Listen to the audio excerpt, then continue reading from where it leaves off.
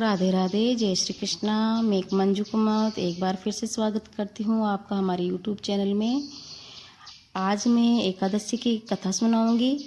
आप हमारे चैनल पर पहली बार विजिट कर रहे तो चैनल को सब्सक्राइब करिए, साथ में बेल आइकन को दबाइए ताकि आने वाली वीडियो सबसे पहले आपको मिले। हमारे चैनल पे भजन और कथाएं दोनों ही मिलेगी। आज मैं जो कथा सुनाऊंगी वीडियो के अंत में कमेंट करके ज़रूर बताइएगा कि कथा आपको कैसे लगी, और अगर आपको अच्छी लगी तो लाइक एंड शेयर कीजिए। सबसे पहले तो आप सबको एकादशी की बहुत बहुत हार्दिक शुभकामनाएं। ज्येष्ठ शुक्ल पक्ष की एकादशी को निर्जला एकादशी कहते हैं। हिंदू धर्म में एकादशी का व्रत महत्वपूर्ण स्थान रखता है। प्रत्येक वर्ष 24 एकादशियां होती हैं। जब अधिक मास या मलमास आता है तब इनकी संख्या बढ़कर 26 हो जाती है। ज्येष्ठ माह के शुक्ल पक्ष की एकादशी को निर्जला एकादशी कहते हैं। इस व्रत में पानी पीना वर्जित है, इसलिए इसे निर्जला एकादशी कहते हैं। निर्जला एकादशी एक पवित्र व्रत है जो पूरी तरह से भक्तिपूर्ण और श्रद्धापूर्ण है। इस व्रत को करने से सभी एकादशियों का लाभ मिलता है। इस दिन खास दिन भगवान शिव की पूजा की जाती है। इस व्रत की विधि और नियमों को सरल भाषा में बताया गया है। निर्जला एकादशी के नियम क्या है? निर्जला एकादशी में अन्न के साथ जल का भी त्याग करना पड़ता है, जिस कारण इसका नाम निर्जला एकादशी पड़ा। निर्जला यानी बिना जल के व्रत के दौरान पूरे दिन जल की बूंद भी ग्रहण नहीं करनी होती है, वरना व्रत खंडित हो सकता है। अन्य एकादशियों में व्रत में फलाहार या जलाहार के नियम होते हैं। सभी एकादशियों में तुलसी में जल नहीं देना चाहिए। तुलसी के पौधे में देवी लक्ष्मी का वास होता है और एकादशी के दिन माँ लक्ष्मी भी निर्जल व्रत करती है, इसलिए आपको इस दिन तुलसी को जल नहीं देना चाहिए। की कथा इस प्रकार है। एक बार युधिष्ठिर के लघु भ्राता श्री भीमसेन जी ने श्री व्यास जी से कहा कि हे मुनि, मैं भूदेव भ्राता युधिष्ठिर तथा माता कुंती और धनुर्धर अर्जुन व नकुल सहदेव और द्रौपदी एकादशी के दिन व्रत करते हैं, और वह मुझसे भी एकादशी के दिन अन्न ग्रहण करने के लिए कहते हैं।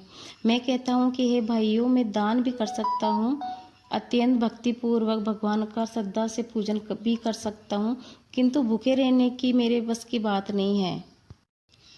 तब व्यास जी ने कहा, हे पांडुपुत्र, यदि तुम स्वर्ग को अच्छा और नरक को बुरा समझते हो तो प्रत्येक माह में आने वाली दोनों एकादशियों के दिन अवश्य उपवास किया करो। भीमसेन ने कहा, हे पितामह, आप कहते हैं कि हर मास की 2 एकादशियों को अन्न खाया करूं, किंतु मैं कहता हूं कि पूरे दिन उपवास करना तो दूर, मुझसे तो एक समय भी भूखा नहीं रहा जा सकता, क्योंकि मेरे पेट में व्रक नाम की अग्नि है। बहुत सारा अन्न खाऊं तब शांति मिलती है। फिर भी यदि मैं प्रयत्न करूं तो वर्ष में एक दिन अवश्य उपवास कर सकता हूं। आप मुझे किसी ऐसे व्रत को समझाइए जिसके करने से मैं स्वर्ग को जा सकूं। श्री व्यास जी ने कहा, हे भीम, बड़े बड़े ऋषियों ने तथा महर्षियों ने अनेक शास्त्रों की रचना की है। तुमने मानव धर्म और वैदिक धर्म सुने हैं, परंतु कलयुग में मनुष्य उन पर आचरण करे, यह शक्ति उनमें नहीं है। फिर भी मैं तुमको एक सरल उपाय, थोड़े धन, कर्म और परिश्रम से महाफल प्राप्त करने की विधि कहता हूँ, जिससे अवश्य ही मुक्ति को प्राप्त कर सकते हो। क्योंकि ऐसा पुराणों का कथन है कि प्रत्येक माह की दोनों एकादशियों का व्रत करने से अवश्य स्वर्ग की प्राप्ति होती है। फिर भी हे भीम, वृष और मिथुन संक्रांति के सूर्य में ज्येष्ठ माह की शुक्ला एकादशी आती है, जिसे निर्जला एकादशी कहते हैं। तुम उसी एकादशी का निर्जला व्रत करो। ध्यान रहे, एकादशी में जल का प्रयोग आचमन में इतना ही ले कि मात्र 1 मासे के डूब जाए, और इससे अधिक न लेना चाहिए, क्योंकि इससे अधिक जल प्रयोग करने की गणना मद्यपान में हो जाती है। और इस दिन भोजन न करे, क्योंकि इससे व्रत नष्ट हो जाता है। एकादशी सूर्य से दूसरे दिन के सूर्योदय होने तक व्रत धारण करता है। जलपान न करे तो इससे 12 महीनों की एकादशी के फल की प्राप्ति होती है। द्वादशी के दिन सूर्योदय से पहले उठकर स्नान, ब्राह्मणों को दान देना चाहिए। तत्पश्चात भूखे विप्रों को भोजन कराना चाहिए।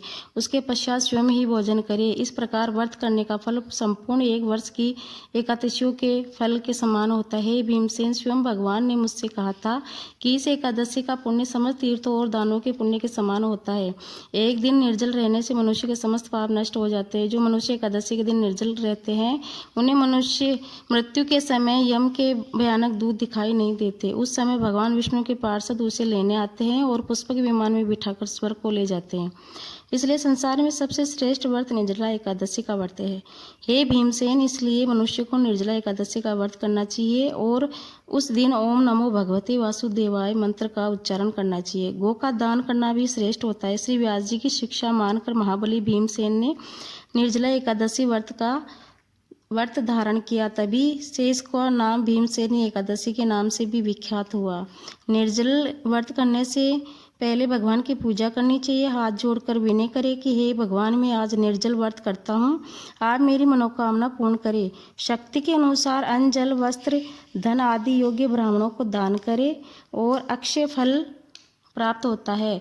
जो मनुष्य व्रत के दिन यज्ञ होम आदि करते हैं, उनके पुण्य को फलों का वर्णन भी नहीं हो सकता। इस व्रत के करने से मनुष्य विष्णु लोक को प्राप्त कर लेते हैं।